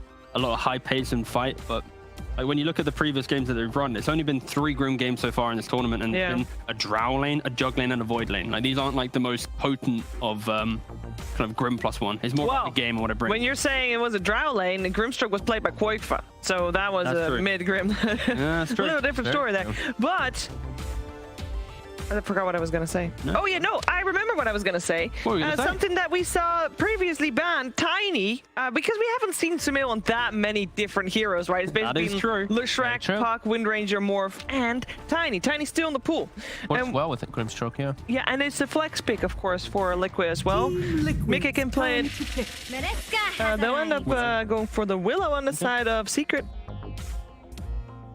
I think the main thing here from Liquid is the fact that unlike other Enchantress players, Tiger often goes for tankiness. He goes for his Solar Crest, he goes for a pipe, and he's the one face checking the high ground, like he kind of did on the Snapfire, utilizing the blink and getting in the face. And that's why Secret, they need to make sure they have damage types to deal with Ench coming face check, and that's why they go for a Willow. They're gonna go Sven eats through it, and They go to Juggernaut. safe Yep. pick. There's a hero that doesn't, like Willow doesn't do anything to you. In laning phase, you do not care about Willow at all. So I do like that pick. You're great with the Jug synergy. I like Willow though versus that Enchantress. We've seen a lot of times the Ench is just unkillable. I do like to at least go for that. And it's counter initiation. That's one thing too. It's like you see this RP come out, you just blanket the area with that fear. You can actually cover decently. Pre-BKBs, or I mean, if there was no spin, Magic Immunity instantly off. So. But we saw the Jugger coming, so Secret, they have to be prepared for this as well. And they've got Warcry. Like Sven can be pretty good versus Sir. You do see, you know, the armor is great, but there's going to be Maelstrom that comes up for the Jug, and now it's 100% like Maelstrom build because you're going to be playing it to Guardian Angel. Such There's as like a buffed up Sven. It's like a traditional counter to Mag Jug. It's like you either have Wyvern for the Cold Embrace and the Winter's Curse, 10 or you just have seconds Guardian remaining. Angel on the Omni Knight. Just mitigate the physical damage, pop that ult with Neo, and then 5 turn the fight seconds around. remaining. There's a Dispel though. Enchantress. There is. So that could be, it's only a single target one, of course, but it could be. It's enough in the RP. It's enough in the RP for the single target, and that's what they're going to go for. They're going to just go straight for the Sven a lot of times. So Get a creep in there too. Maybe if an Ench has the creep plus the Ench, that's now 2. You're looking double, yeah, good. that could be. Could be. But at least Secret, they have the counter. I think the main fear for Secret, even though Omni's a pretty speedy boy, he can be potentially threatened in laning phase, and deaths could occur there. But overall, yeah, they have some responses now. What if they go for something like an Team Invoker for Secrets Team turn Liquid? to The battle. Quasquack's super valuable for Dispels. Yeah, that's true. No, yeah. It's actually really, really good versus both Sven and Omni Knight. You remove Warcry, you move Guardian Angel inside the midst of the fights. Also, just EMP versus these tanky strength heroes is super valuable. And Alacrity for Jug. It's all going to be about buffing up, so I think it's a possibility, but we haven't seen 10 seconds Sumail played in remaining. some time, I don't think. The question for Secret, they have the first pick coming out of the ban phase, and 5 it's what do they seconds need? remaining. Because they have immense amount of physical damage with Sven when he gets items. They have an immense amount of magic damage with Willow and Snap. So it's not as if they're like needing to kind of fix anything in their draft. If anything, I'd say cheap wave clear is the key thing for them to be able to continuously take fights. Yeah. And I'm kind of aligned to like maybe like a Kunkka, in my opinion. Just connect the team fight right now, because they just lack a little bit of that Liquid, something to turn glue ban. everyone into the same position and force a fight. It's a Nisha special. Secrets exactly. That's for turn sure, to and it pick. does give you the Rum. Rum buff is always going to be nice versus that RP and everything too. They They're get going the to ban ban the Storm. Alright. Okay. Which, again, like both teams, they lack clean disable, because you have roots from Willow, you have a cookie, and then a Spencer. That's basically Secret team fight. And they just go, Windranger! oh, wow. Well, in that case, I mentioned the lack Someone who of takes stun. it. That's what enables Windrunner, right? No tower damage and no stuns gives Windrunner a free game, because she doesn't really pressure objectives, and she doesn't really pressure the map too much, so she's more of an AFK style hero until she 10 has farm. But seconds okay, remaining. that's fair. Like, But you're also into the Dispel. 5 Like Windrun. seconds remaining. You can be dispelled by an Enchantress. Can be very, very annoying. Also, now it's 2 heroes. Like if you do get the Soulbind on Windrunner, as well as like a Sven or something, it's gotta be pretty devastating. That's an interesting pick. that's the main thing here. It gives Liquid a window of the game to utilize Enchantress to mitigate what Secret has. Yeah. This Dispel will destroy in the pickoffs. But when okay. BKBs come into play That's and true. the mid-game fights come in, this Ench will just be a tanky hero running around. This Dispel is now out of the window, and WinRunner will be able to execute whoever she goes on. That's very true. BKB +1. So yeah, it does. Secret are just been a lot more patient game. They'll have to farm up, and then they'll scale to a happier point. Like unlike the last game where they were always looking like they're on the clock, forcing the play. Like they're not forcing anything right now because eventually Sven WinRunner will be the biggest in this game. Yeah, very true. Yeah, BKBs will be. I mean, that's going to be a big timing. Like it's all. Sven is usually built around like you get your, you get the speed of your items. You get this BKB +1 item faster than the other core. So yeah, WinRangers definitely work out there nicely, and they're just going to go for a safe Casual DK. Casual DK. No funny business. Run of the mill. Going to be able to farm in the mid lane very nicely versus WinRanger, and it's a hard lockdown. And they do have the Grimstroke. There's a lot of times when I don't really like when people just like you double down too much on the Grimstroke combos where it's like you need to get the Doom. This is just a soft commit. It's a Dragon Tail double stuns, gonna be really potent, and now they can actually set a fast tempo on Liquid too. It's got greed with the Magnus to scale, but it's also got a good group up mentality with DK Jug. Yeah, Secret, I mentioned that they lack wave clear. This WinRunner pick doesn't really help that too much. And now when Liquid, they kind of double down on map pressure with DK, they can easily start pressuring these ejectors. Secret are gonna have to kind of quickly recover the map and then try and take the fight. So yeah, Liquid gave themselves a nice window to play around to punish what WinRunner and Sven need in the game to get online. And it's kind of like the script is kind of flipped now. Because in game one, Secret was a team that needed to make the moves and they're going to have issues playing later. But now it's kind of the opposite. Secret, the one, they'll happily play so they'll play for the late game. And it's on Liquid to ramp up that tempo and stop WinRunner from getting to the point where she can 1v9 with 3 or 4 items. The way you guys are talking, though, I'm getting the feeling that you both are favoring Team Liquid's draft in this one. Not as much as the last game, but still favoring them a little bit. Maybe like 60, maybe 55, 45, 60, 40. Very slight, to be honest. That's what I was leaning towards. Well, that is it's all about the WinRunner, because WinRunner, they can pop off or they can do literally nothing. Yep. So it's basically just no pressure. No pressure at all. You either do something or you're nothing. All right, well, let's find out if Nisha can carry his team to victory then here in game 2. We're heading over to a commentary duo of Cap and Kyle. Prepare for battle. Kyle, not to expose you or anything, but after that game 1, took off the headsets and you said, of course we're going to see a game 3. It's Liquid. Stop jungling. And I was like, wait, let me look through the history. And yeah, of Season 2 and Season 1, there has only been one 3-game series where Liquid lost the first game and won the second game. Every other series has gone 3 games, which is a lot of them, by the way. They have won game 1 and then lost game 2, and then it's a toss-up from there. Yep. They can't win game 2s, Cap. That's just how it is. So, the only times they outside of that one OG instance in Season 1, yeah, they've 2-0'd Hellbear Smashers this season, But like every other one is what is that? There's got to be a reason. That is just not coincidence. Game 2 is winner bracket.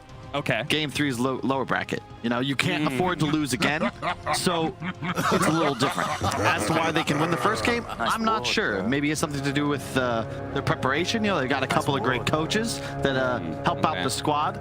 Notably, they're committing to first 2ing Koifa's hero. I think this is the right move. His pool is a little limited at the moment. He's just switched. And I think that their drafts, you'll notice, are pretty much built around his hero's kits. Whether it's Flutter or Mag, damage amplification is the name of the game. Thanks a lot. Thanks, guys. Thanks a lot. What do you think about this pickup for Sumail, though?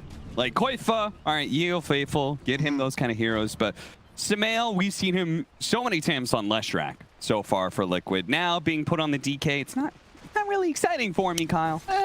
But it's the right pick. And I think knowing Sumail, he'll find a way to make it entertaining for everybody. They'll probably still lose again game 2, but Ember Spirit was the other direction I thought they might go, but I think DK is a stronger pick. They needed something a little tankier, and the point stun is really nice against these backlines, finding the Wind Ranger later on. Also a better laner. Wind Ranger's really annoying to lane against, but DK, of course, with the built-in plus armor, should be just fine at level 3+. And what do you think about this Omni Knight pickup? I mean, Owen in the back was Omni Knight. What's going on here? But do you have the same kind of reaction? Do you not like Omni Knight core right now? I think it's pretty solid. I think Zai's probably been watching Sir Action Slack's streams, much like I have. The offlane Omni Knight is definitely something that he's exceptional in. It is. Okay. And in theory, it does sort of fit you know, there aren't many good offlaners, right? We keep talking about Koifa's pool being small. Maybe that's just because the pool itself is small. What have we seen? Centaur, Slardar, Magnus, maybe a Beastmaster here and there. Like, what other... We've seen people forcing Necrophos, LC. I'd rather have an Omni Knight than an LC. Yeah, it really seems like only China is managing to make Legion Commander look really good. Yeah. And in theory, I've always liked the idea of Omni Knight with the Heavenly Grace that they changed, giving you that bonus 32 strength. Yeah. If you have a strength 1 position, I feel like that's a huge boon to you, and Sven is going to be one of the best heroes to take advantage of that. Yeah, Secret might not have been successful so far in Season 2, but you know, this does make a lot of sense. You can see the way it was crafted, because not just the plus damage for the Sven, look at the massive status resistance as well. 50 base every level. I don't know, I'm telling you, Omni Knight, it's one of those heroes, it's either never picked or it's OP. There's really no middle ground, the way that the kit's balanced. TP's out, but the Inkswell came off just in time in first blood for Insania. My artistry. Not bad. That's the Grimstroke Juggernaut lane in a nutshell. You just can't really ever beat it. That being said, Kyle, it does look like Matamaman's lane is not going so hot. I'm going to assume this is the power of Taiga and his Enchantress and the effect of Impetus. Impetus, man, makes even the tankiest heroes just look... Oh, pull back again. Puppy's in trouble here. The last shot, does he have a Fairy Fire? He doesn't. All he had was a healing salve. Didn't want to pop that. So a second kill now for Liquid. Yeah, Ench is really nice against the Sven. It used to be a bit better when Impetus was the ulti and then pierced BKB. And that's another kill onto Zai, it appears. Yeah. But the Dispel on Warcry is very nice. And I think Taiga is going to have one of those games that you just go off. Windrun is also dispellable, so the defensive abilities of both cores can be removed easily. And look for Taiga, especially if he gets off to a good start in the laning phase. I think he can really take this one over, and a threat to mid as well. If he saves W, there's no save mechanism for Nisha. He's gonna just straight up die. Pop Windrun, dispelled, then slowed. He'll go down to a DK +1. Brambles catches Insania, but he's already dug away through the trees. Mickey, he may have gotten some kills, but now they're out of regen, so trading hits with Zai doesn't feel so good. Mid lane matchup is going kind of like you talked about, pretty even so far. Yeah, that's what we can expect. Oh, Surprise cookie. Koifa is pretty tanky, so he'll survive through this onslaught for sure.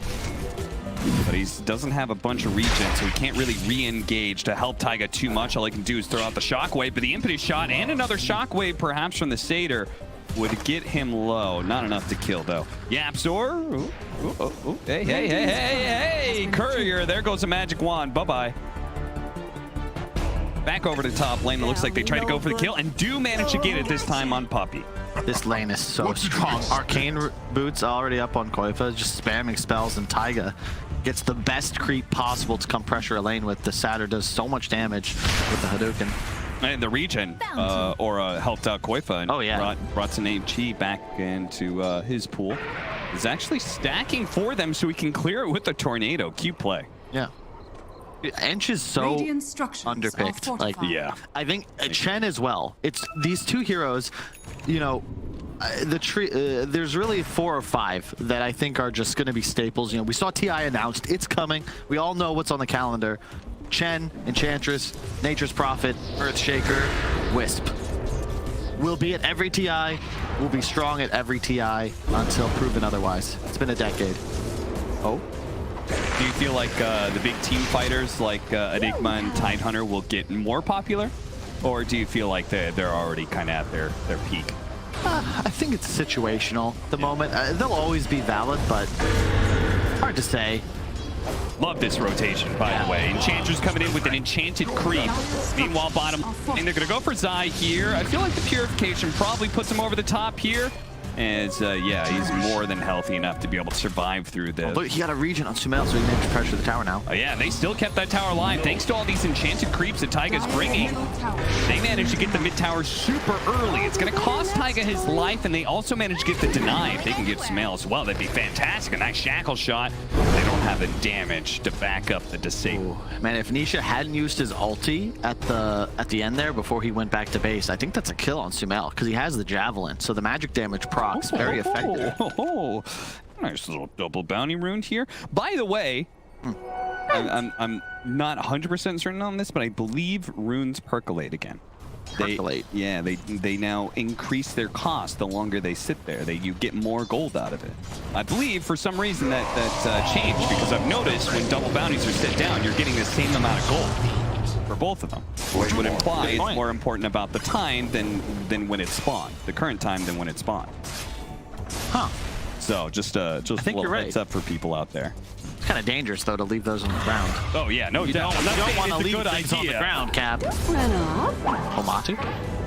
You can see he's actually skipped Warcry out of fear of the Dispel. I mean, I think most fans probably do, but I think I've seen a lot of 1-3-1s in the past. They'll likely just move to the jungle at some point. Farming quite well top, even down 5-1. Liquid have been successful getting kills up top, but it's really, really difficult to just shut down a Sven. You want to know how I found that out, Kyle? How'd you find that out? I was playing my pub. We were winning the game super hard. Went back to our triangle. 5 bounties sitting there. Wow. Picked them all up, and I'm like, wait a minute. These are all worth the same amount of gold. Yeah. Our observer confirming that in the little info box on the top right. Thank you very much. Thank you very much. Always love confirmation. 5-1. Net worth very even right now. Maybe seeing a lot of good kills all around the map from Liquid. This time it's Secret being able to find the 1-up here. But once again, Liquid getting kills, but not necessarily winning the net worth exchange in the laning phase. It's kind of interesting, especially since they took the mid tower so early. Sure, it was denied, but it's still a little bit of extra gold. The deny, I think, is what really hurts them in that regard. But the map control will be nice. It just makes it easier for Taiga to play. Has the medallion rush. Now looking to perhaps make a move up on top. Yeah, Sumail's here. You have Empower. Why not just push another tower? But that means Secret, they're likely going to abandon.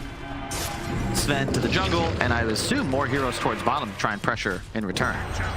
But it does mean you're moving a bunch of heroes into a Juggernaut lane, which always very kind of hard to pressure, right? He's one of those like known heroes, Lifestealer Juggernauts, and like it's hard taking his tower because it's hard killing the carry in the first place. I like the build. Liquid are going for a much more aggressive strategy in this game. You know, Blink is going to be the item rushed on Sumail. Juggernaut going a Maelstrom. It is the benefit, of course. You have a mag, so you can afford to go for these fighting items because your late game and your scaling won't be punished because you're always going to have free cleave handed to you by Koifa. So I like this. And they also, when they wish, can set up for a pretty easy Roche. A Medallion into Solar Crest Rush will be the choice on Taiga. And then they have Healing Ward. So if whenever they have time, they can just walk into the pit. Keeping up to top lane, seeing if they can punish Sumail here. Never mind, that's 2 supports. Yeah. I saw the TP in, I was like, oh, maybe they're making a play. I didn't think about whose color was who. It's a Sapphire Dark Willow. That's not going to be enough. That ward Puppy had placed earlier in his own jungle should have seen Taiga place his.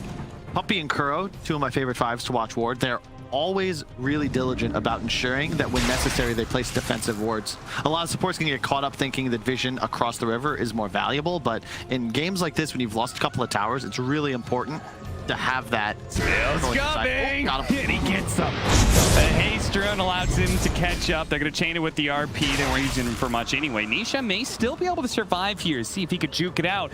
Doesn't have a TP to go back to base, though. So honestly, I feel like he almost needs to die here just because otherwise he's spending a lot of time not hitting creeps. He's going to try for it. Pulled back into that tier 2 range. The win run lasting just long enough that only one of the shots goes through to hit him.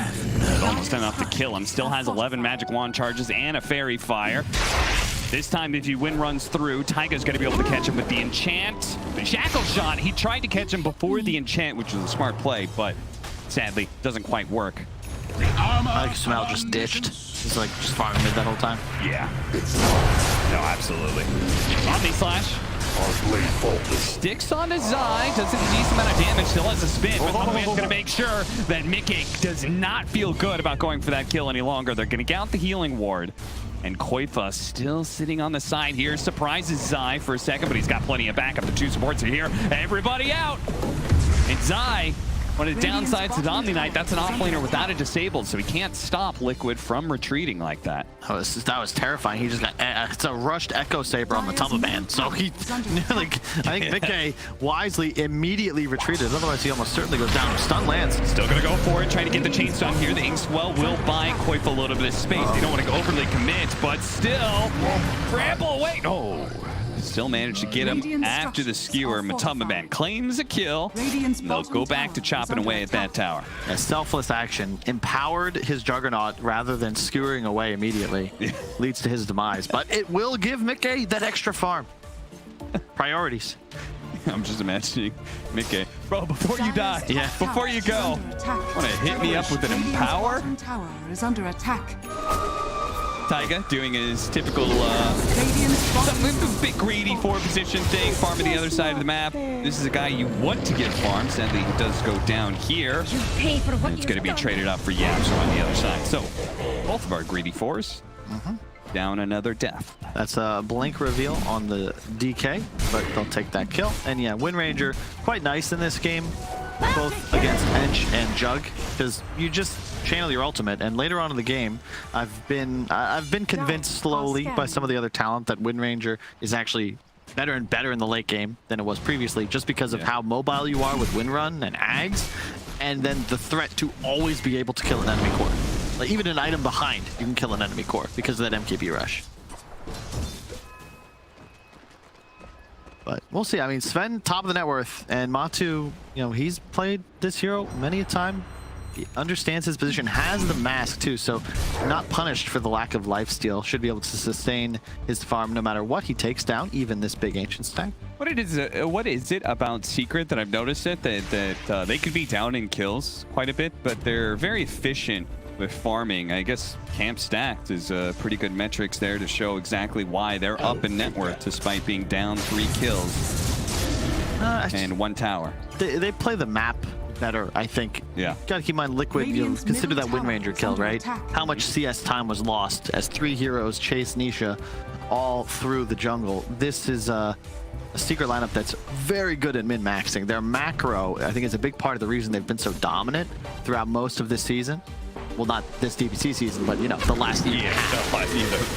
They've been successful for quite some time. The terrorize into the bramble, and Koifa's very dead here. So a successful smoke gank. Meanwhile, much of Liquid is on the other side of the map.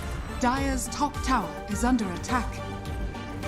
Don't necessarily have, they've got some physical damage, but I was thinking about, like, how early can these teams Roshan? Secret, much better at it for sure than Liquid. Maelstrom completed a BKB rush on Nisha. I think it's the right move. Can't dispel Wind Run through the Magic community, which means that theoretically you can't kill Nisha. Like, you just can't, as long as he gets the BKB off and Wind Runs before. The illusion rune disjoining the ranged dragon tail. Did he mean to do that? He must have. 100% he meant to do that. Wow. I mean, maybe he didn't know exactly what was going to be happening, but he hit his panic button. Indeed. You know? Reflexes. Beautiful stuff. Oh, he saw them. Okay, he had a little bit of warning. Yeah. All right. I've played the reflex game. I've definitely lost a step over the years. There's the trademark Nisha smile. I just outplayed you. His hands weren't even on the keyboard. Cap, what was he doing? Yeah, you know, I mean, he's hitting neutrals right now, so, you know, who needs to... I wish I could be so relaxed playing Pro Dota. Oh, God. Tell me about it. We tracked my heart rate for a couple of scrims even, and I was spiking up to like 160, 170, and that was when I was in shape. Do you feel like you were you prone to panic ever? Wouldn't say panic, but definitely, you know, had the similar mentality and attitude as to when I was playing like more active sports, like, you know, American football and such. But I don't know if that mentality was really suited for esport, to be quite honest. You gotta have ice in your veins to perform with a mouse and keyboard. Yeah, you gotta have that, at least for Dota in a way, it feels like you need that cool, calm composure at all times. Yeah. Fear not heresy. Easier said than done. Absolutely. Let's see, Zai. What's he going for? That's Solar Crest. Big surprise. It's another reason I feel like Omni should perhaps find a place in the meta. Think of the items he buys, right? Soul Ring into Solar Crest. Yeah, that's pretty much off-laner special right there, and makes a lot of sense on the hero. Mid, we might have a fight. They're wrapping. Sumail. Gonna go for Sumail here with Matamaman catching Insania in the back line. A beautiful execution by Team Secret as they now look to be able to finish off Sumail. The Omni Slash skewer away. Koifa will protect his team by keeping Matamaman at bay. Mickey wasn't able to do much damage with the Omni Slash. The Inkswell sending two supports, but again, not much is here, and Insania may just be dying a second time here. The cookie hops him over, and that's a dieback for him. Terrorize, trying to get out. Beautiful shackle shot from Nisha's Liquid, lining up like pins for that one to work out. Koifa, he's going to be run down all the way underneath the tier 2, and if Sumail's not careful, Secret may just run him over as well. They turn back to the tier 1 tower. Great team fight for Secret. Yeah, they're just way too strong right now, Cap. Excellent wraparound. They force Sumail away, but they, more importantly, get the kill on Grimstroke right off the bat. And the trouble is, Liquid, they just don't have the damage right now. Sure, you have Mag Jug, but consider the HP pools on these cores. Not to mention GA. So just straight up negating RP and potentially the Omni Slash as well. Omni is also one of the old school counters to a Magnus. If you RP and you don't get the Omni, he can remove it. And he can also then just GA. The whole Omni Slash negated. Now what? The damage output disappears. Matu, so long as his ult's running, his damage output is static and consistent. And he's 3,000 net worth ahead of the game. 4,000. It's huge.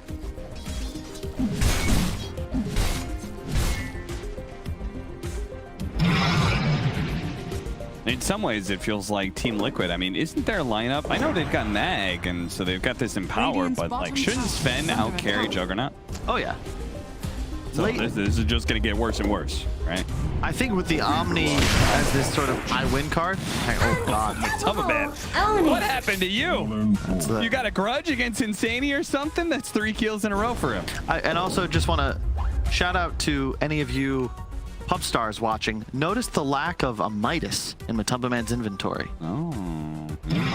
Didn't buy a Midas. He went for battling items. His net worth still fine, still on the top of the charts.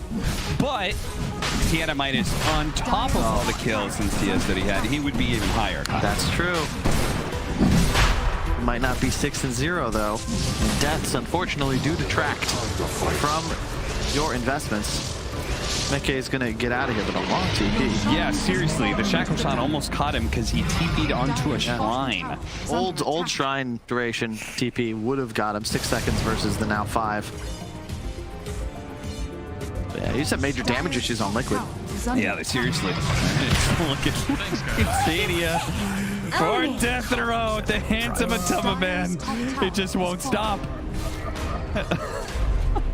Yeah. I love this. I love this Sven build. Just all in on the move speed. No blink either. Just straight up damage output. And the data list is just such a sick third item. Nobody on Liquid can afford evasion. He's going to walk up, stun somebody, and crit him to death. Yeah. By far the most damage per gold efficient item on a Sven, because you get so much plus from your ultimate.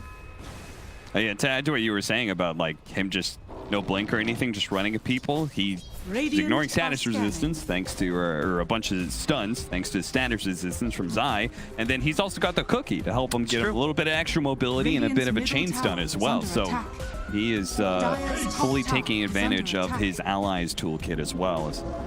See, Taiga has indeed been playing the top half of the map this entire game pretty much. Yeah, but typically Liquid's able to exert a little more pressure on the map. You know, just check out Secret's warding. You can kind of see the way this game is going. They are firmly rooted in Liquid's side of the map at the moment. So no one can really play up here with Taiga and use the space that he's making. Sure, Mika, he can farm this jungle, but it's only because Secret have chosen to run at the other side of the map. But for now, oh, hang on. I mean, he's just going to be forced to spin TP just like we saw Deja Vu a minute and a half ago. Yep. And I was talking about how the mag just sort of removed the damage issues Liquid might run into, but I think I might have been mistaken. The Omni Knight covers you in the team fights, and farming speed-wise, Sven needs no Empower to be able to clear jungle plus wave super efficiently. Sumail has Blink and Halberd. Those are very, very low damage purchases. You just don't kill the Secret lineup for now. Maybe a big Grimstroke ulti into a double stun. We We've seen one RP, it only landed on a single hero, so magic may still happen, but I say that with some trepidation because this is Liquid and it is game 2. Yeah, with the lineup that was supposed to take over the game a bit more than they have. And now with Daedalus, boy, the big hitting 21 minutes just keep rolling in for Secret. Yeah, this is looking like, unless something dramatically changes here, as Taiga does manage to... Radiant's bottom tower is Well, under he attack. took the outpost. He did. They took it back. They literally got nothing out of that because the experience that Outpost gives you happens on the minute. Yep. So it didn't even deny 20, 40 experience, I think. And now I think if you're Secret, you just walk Radiant's down top lanes. tower is under Yeah. attack. This is the power of the draft. Like Zai, he just solar crests his Sven, and Matsuman says thank you and hits buildings. To catch him this time, the Terrorize to chain up with the shackles. We'll say. And Nisha is not even necessary, so he's just continuing to hunt. Has the Grove Bow.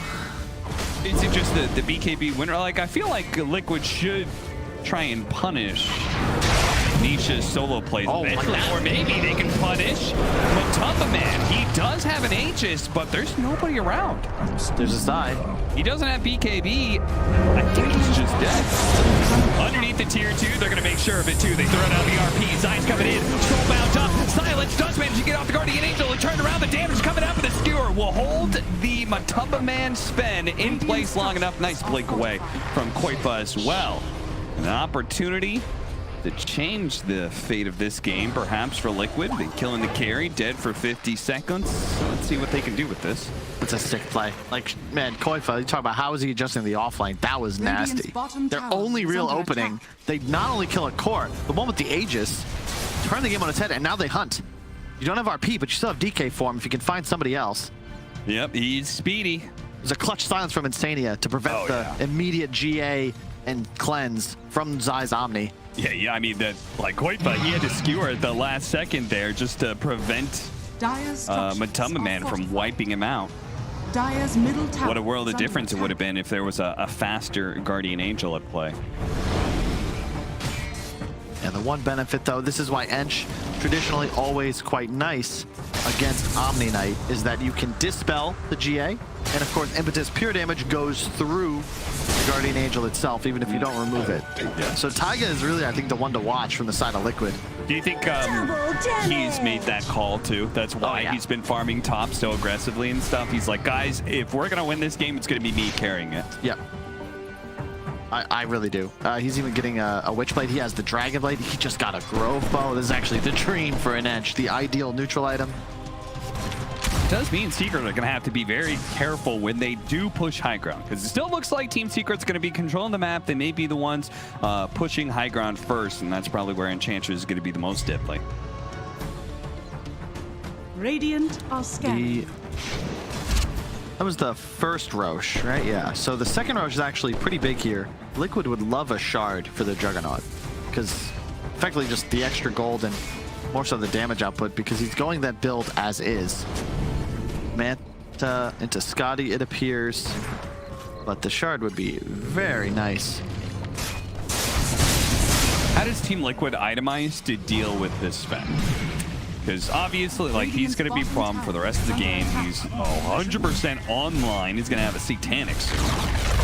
Radiant's bottom tower has fallen. Hard to say. So the Halberd is nice. It limits Tumel's damage output, but at least it gives you a tool you can perhaps get a disarm off as he opens. You got to run from his TP though. Maybe this is a better answer, Cap.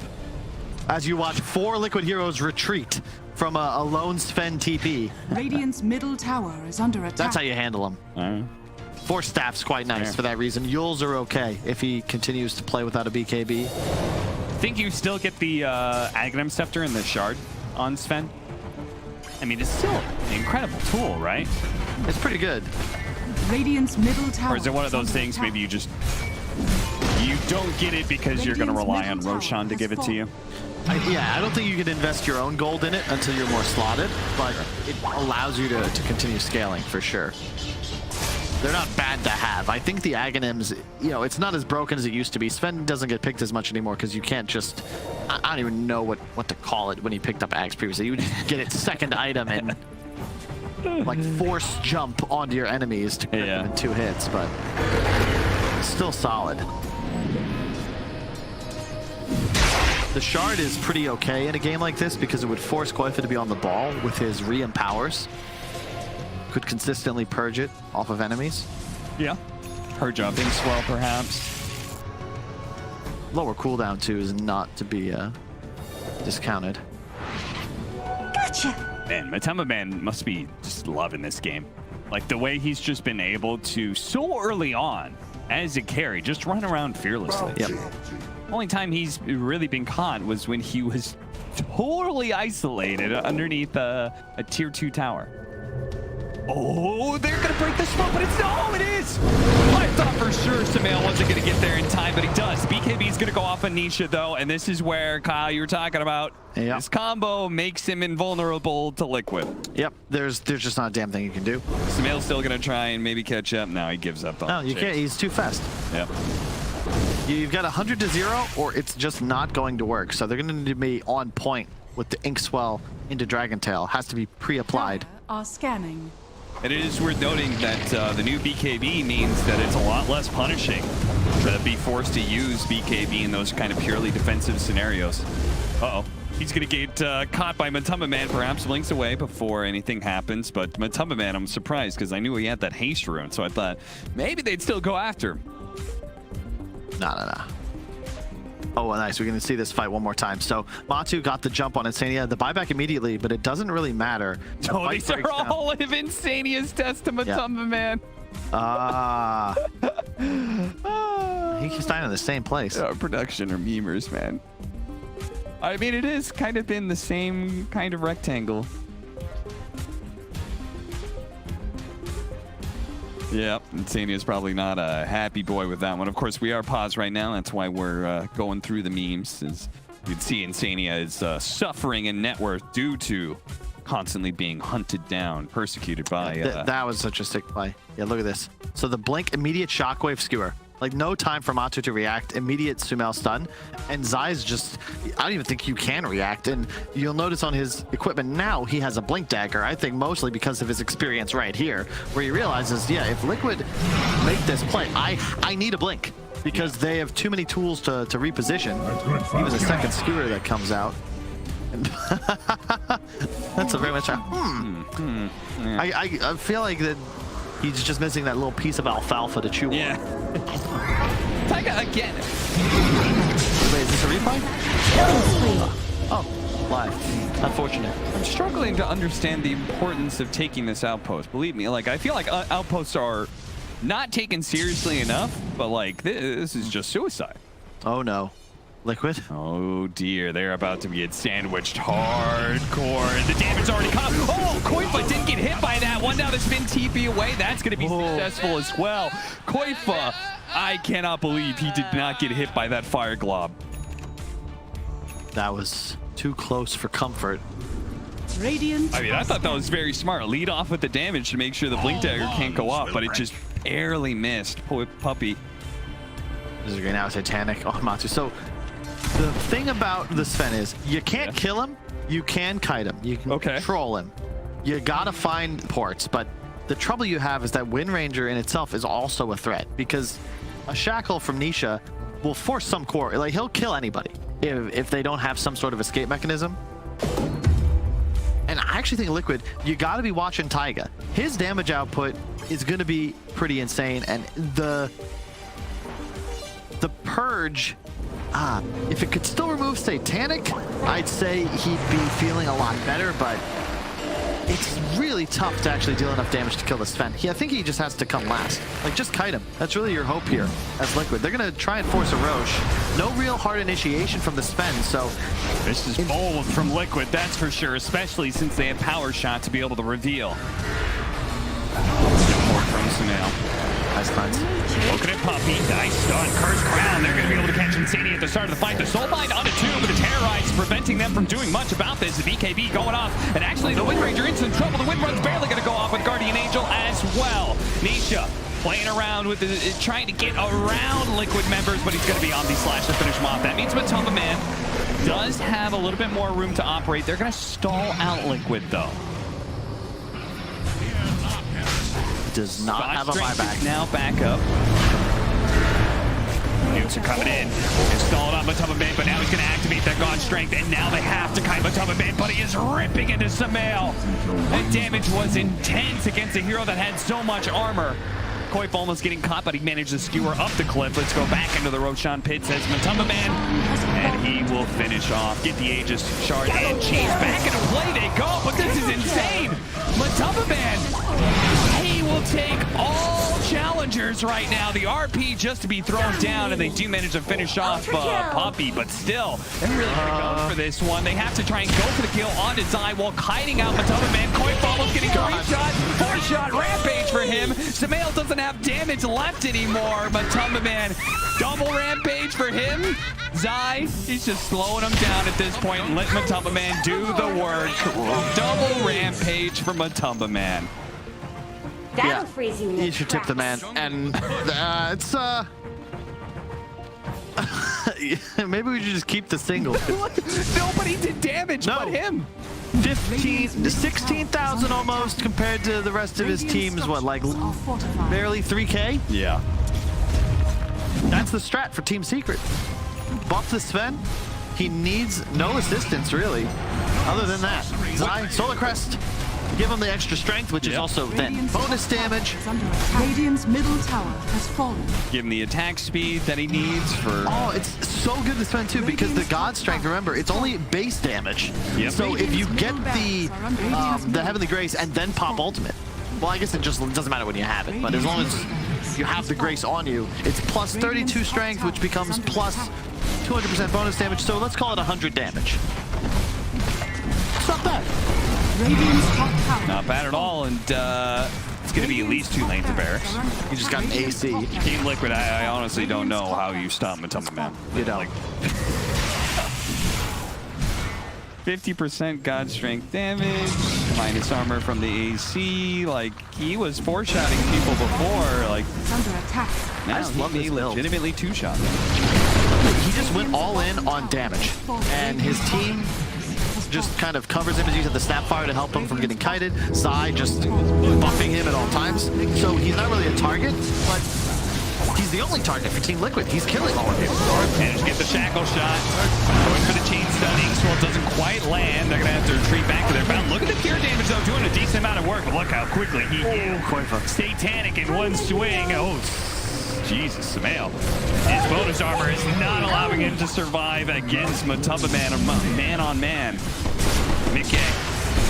Yeah. They're trying to put a stop to this guy, but they just can't. They're not even putting a dent in his armor at this point. Chain setting up. Very nice from Puppy. Matamba Man doesn't have the God Strength anymore. The damage is a lot less. The Omni Slash are going to bounce over to the Wind Ranger here, but onto the Mega Creeps. That limits most of the effectiveness there. Koifa still managed to get the RP. Doesn't have a skewer to toss him into the fountain. So they don't really have a hope of stopping the Sven. So it's pretty much the Toilet Bro show going on here, and that'll be GG. Sure enough, Liquid, true to the prophecy, will drop game 2. We're going to go to the full series now. Yeah, I mean, even the Titan Sliver at the end there, so much status resist, plus the Heavenly Grace. That DK stun lasted for less than half a second. You can't control the Sven. He's running too fast. He's hitting too hard. And Secret take the W. There's really not much else to it. That was a first 2 Sven, keep in mind. Liquid either going to have to ban it or have a better answer for game 3. Similar strategy to game 1, right? Where they were trying to amp up the PA. This time it's a Sven. What made it work this time? What made it look so good? I think PA maybe just needed too much offensive support. Whereas in this case, you know, Sven doesn't need any real help. He just needs to stay alive, and he needs to be able to hit targets. And they also kind of exploit maybe a flaw in Liquid.